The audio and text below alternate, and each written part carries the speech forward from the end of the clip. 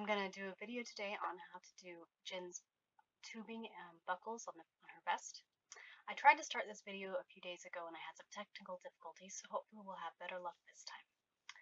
I'm going to point the camera down. So you can see I've gotten some ways along the last time I tried to do the video, but to start with, we'll go over supplies. You need your tubing. I believe the original tubing was a McMaster's tubing. I got mine from a auto shop. It's windshield wiper tubing. This is 3/8. I think the original tubing was a 1/4 inch, which should be fine as well. Your clicky buckles, I don't have any more complete ones, but originally these had teeth on them that would click in like that, right? That looks right? And you'd squeeze it and it unclick. Well, I've cut them off with the Dremel. We'll get to that later.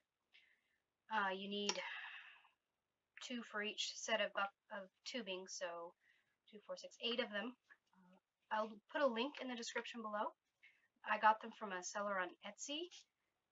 These are 1 inch or 2 millimeter buckles, which fits the tubes quite nicely. And I believe it came 10 to a pack, so that's why I have one more set. You're going to need this jig that I've built, or something very like it, a piece of wood, and 2 small-headed nails. They're called finishing nails. You're going to need some string, some E6000 clear, and your Dremel with a cutting wheel. And also a pair of scissors and a measuring tape. The first thing you're going to want to do is measure how long you need your tubes. So you're going to need your vest. This is my vest.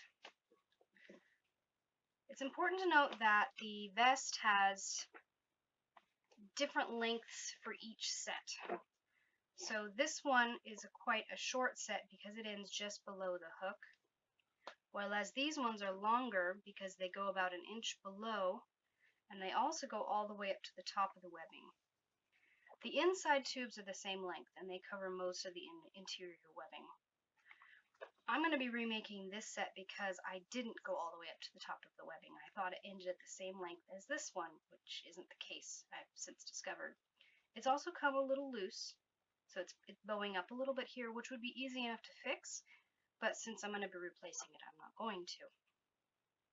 The buckles are the same for all 4 points. The CRL on the Rebel Legion has you needing a slightly rounded rectangular thing.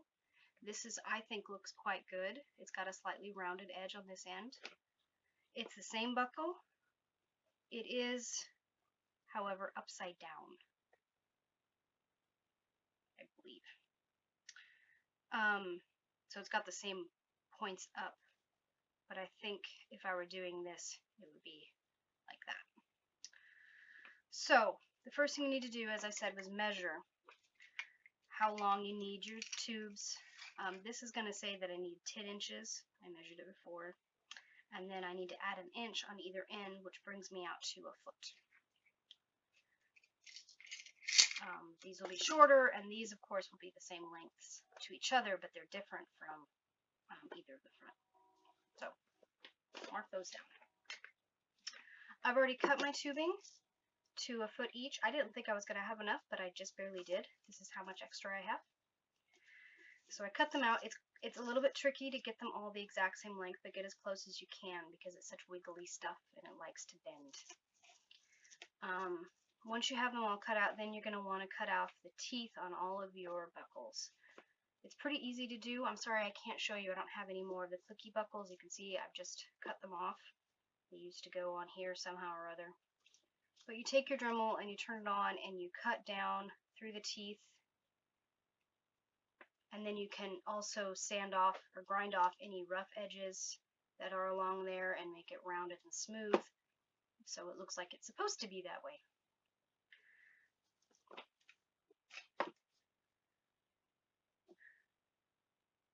Discard these pieces, they're not important. I don't have any use for them at this point. This is a piece of the Dremel. To make your jig, you're going to want a piece of wood that is about the same length or slightly longer than the cord you want. Obviously this is longer, which is fine. You don't want it too much wider though, because you're going to be wrapping it in string later, and having it wider would mean you need a lot more string. Not a huge deal, but I find it in better control if it's smaller. You're going to, as I said, want some small-headed nails. This is so that the buckles can slide down over the top. If they were bigger, you couldn't get them over. Measure out the distance you want your buckles to be when they're done, mark it, and then nail them in so that the nails are nice and sturdy. After that, you're going to want to start putting your tubing into your buckles. When it's done, it will sit like this. We're going to put some glue down in there once it's on there, and then we're going to tie it down so that it holds it down while the glue sets. So you put your tubing in here and then wrap it around to here. You can see the teeth actually hold the tubing in very nicely. The glue is primarily to hold it in place and then to hold it from wiggling all over the place. I put strips of glue across the back. So you get the 4 in place on this side. They're squished in nice and tight, especially with the 3/8. I imagine the quarter would still be the same though, since 4/4 is an inch and this is an inch. Then you put your other side. It's a little different for the long piece because, as I said before, the buckle is, I believe, upside down in comparison, because you want it to sit like this, so that this is pressed down and this one hangs like this. And I think if I were doing it the other way, I'd be going like this.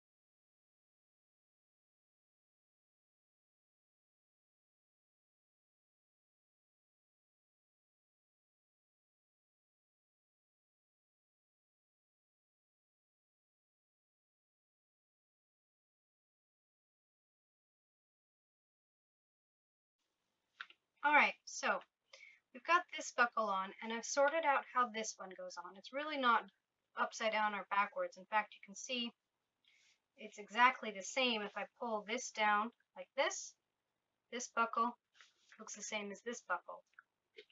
But instead of pulling it down like this, we want it to hang like that, so that the curved bit will be at the bottom of the strap, the tubing. However, I don't have a good way of attaching the buckle to the nail when I want it to sit like that. There's no way of doing that. So I'm actually going to take this nail out, and then we'll just tie this down. Just give me a second and I'll do that. So there we are, no more nail. Sorry about that. We've got our 2 buckles on here, and we want this one to hang like this. So it's a little different, which is why this one gets even wigglier. So if we were doing this buckle, again, we would have left that nail in there, and we would have stuck this buckle down on the nail, and then we would have tied it and moved on. But it wouldn't have been this set of tubing, because this is the long set of tubing. It would have been one of the other set of tubings from the vest.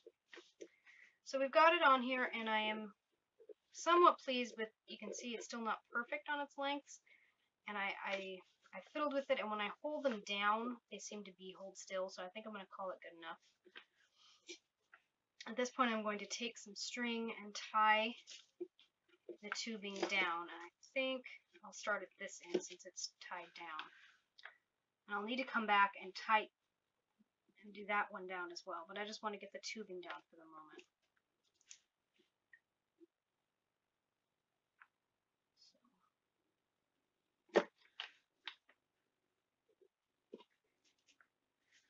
That's nice and snug.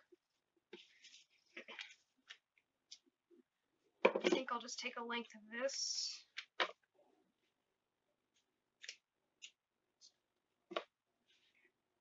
Sorry if I cough, I've got some liquid stuck at the back of my throat. So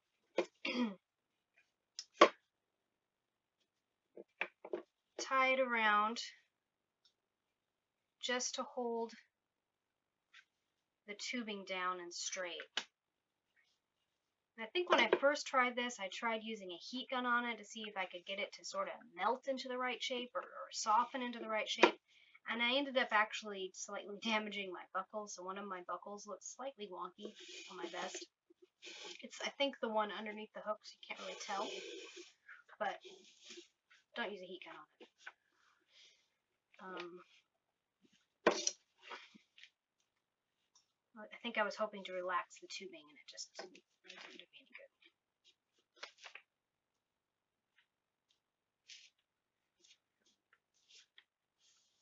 So you can see we've gotten this all tightened down. Let me move this down a bit because I'm going to need to glue there.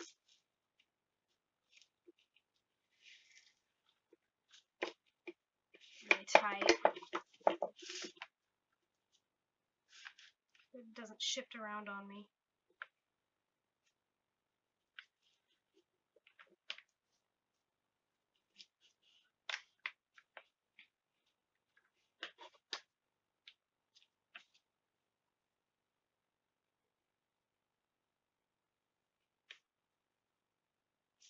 And I think what I'm going to do is go way over here. Tie it off. Tape it off. I have some tape. I will tape it off.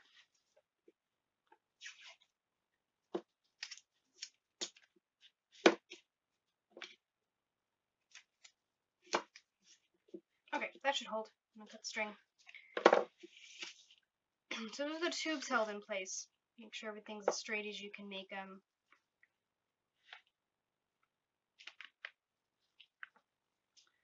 Now we want to put some glue, quite a bit of it actually, underneath here. See if I can get an angle on that. Underneath here, between the tubes that are against the buckle and the tubes that are against the wood. And then I'll put a little strip of glue here, here, here, and here, and here. And then we're going to put some glue over here, and we're going to bend this like this and tie it down in this position. And there's quite a bit of tubes here left over. I'm going to see if I can use that because last time I wasn't, well, just because I think it'll help hold it better. And then what I did afterwards was I actually sewed some very thick cord string through all of this without showing on the front of the tubing. Anyway, let's put some glue down, and then we'll do some further tying off of the buckles. I think I will start by tying a knot around here so that I have something, a place where my string is anchored when I start tying it around the buckle.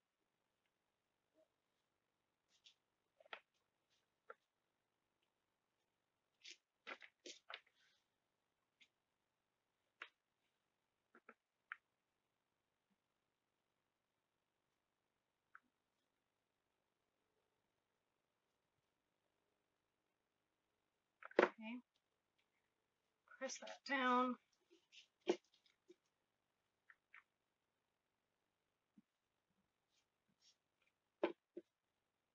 Tie a bunch of string around it so that the buckle is held very tightly.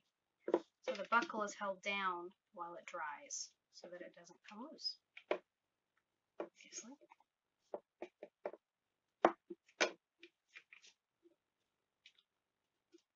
A little bit of string might get caught in the glue, but it'll be pretty minimal. You can cut it off. It'll be fine. Oops. Nice.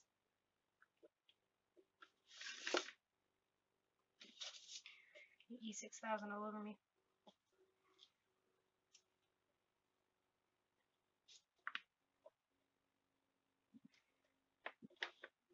Tie off string up underneath all my ties, my strings, so now it's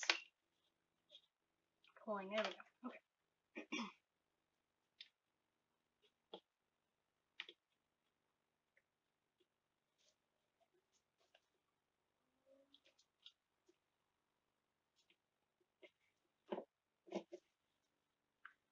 I left a bit of string there to tie off with, and it's still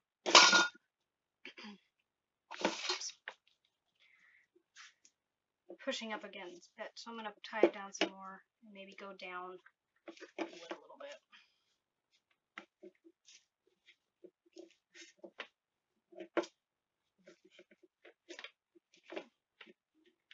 Then I'll just tape it off, I guess. It's my tie-up string broke. Do what you gotta do.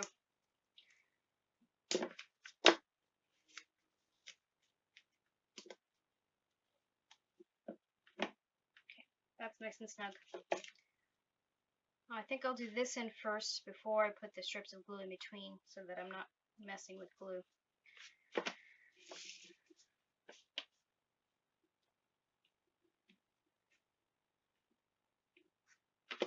So when you do it this side, you just want to make sure that you're encouraging the buckle to fall that way.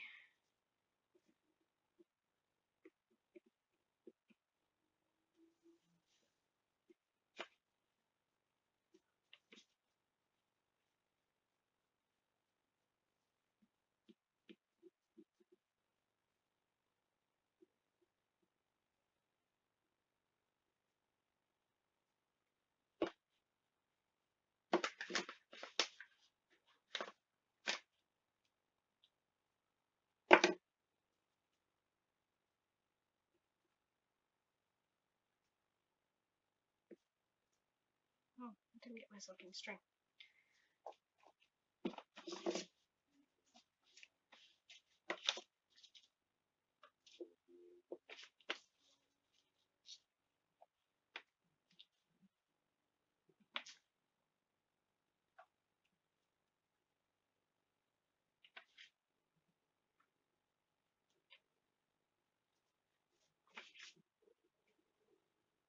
A rubber band might work here as well if you have one handy.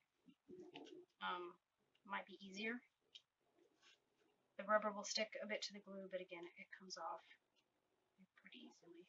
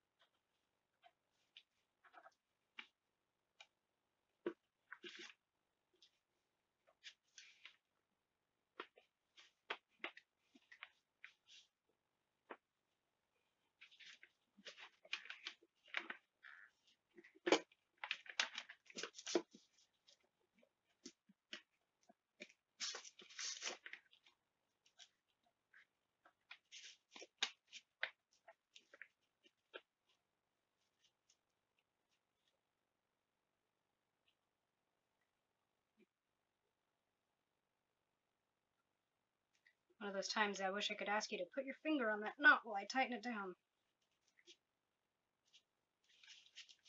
I think I did alright. Okay, that feels quite tight. Not going anywhere.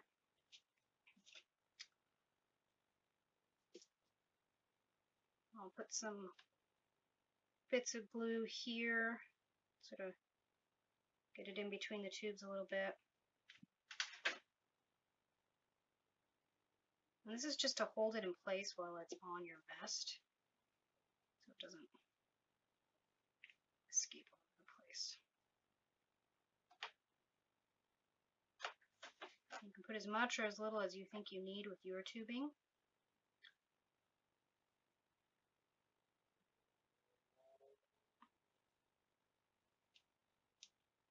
I think that'll be good. And if it's not quite right, I'll add more later. So there you have it. I'm going to let that sit and dry overnight, maybe longer. I want it really good and set. When it's completely cured, I can take the string off and it should stay in this configuration. Depending on this spot, I might then take some black, very strong thread and put it through these tubes and then through the under tubes as well, and just tie it down really good to make sure that doesn't come loose. Because sometimes these 6000 will pop free and I wouldn't want these showing. I don't think this will come off because it's quite hard to it doesn't just slide off the tubing, but it would show, so I want to make sure that that tubing doesn't show. Another option, I suppose, would be, if you were willing to try, would just be to glue these pieces down here and then just trim off the extra cording instead of having it wrap around. That would be the other thing to try if this doesn't suit you. The other tubing is done much the same way, except on the other, when the buckle is flipped like this. You have the nail on this side, so you can pin them down nice and tight between the two nails. It's kind of helpful. But that's all I've got. I sewed them onto my vest with some again, that really thick thread. I've heard of other people using Velcro. You could possibly try that if you got some Velcro glued to the top and the bottoms of your tubing. Really strong Velcro, or snaps. I don't know how you would attach a snap. Something like that, or a magnet. I would be inclined to try Velcro if I wasn't going to sew it, because I would envision the Velcro having a better adherence, glue-wise, to this than the magnets or the snaps. But you could try either and see what works for you. Or, as I said, I just sewed them down. The problem with sewing them down is I can't wash them because, well, you could try, but I'd be afraid they'd come apart. So if I ever want to wash the vest, which thus far I haven't felt a need to, but if I ever felt like I needed to wash it, if I got something on it or something like that, I would have to seam rip these off, wash the vest, and then put them back on. And I'm not looking forward to that, but it's not that hard either. So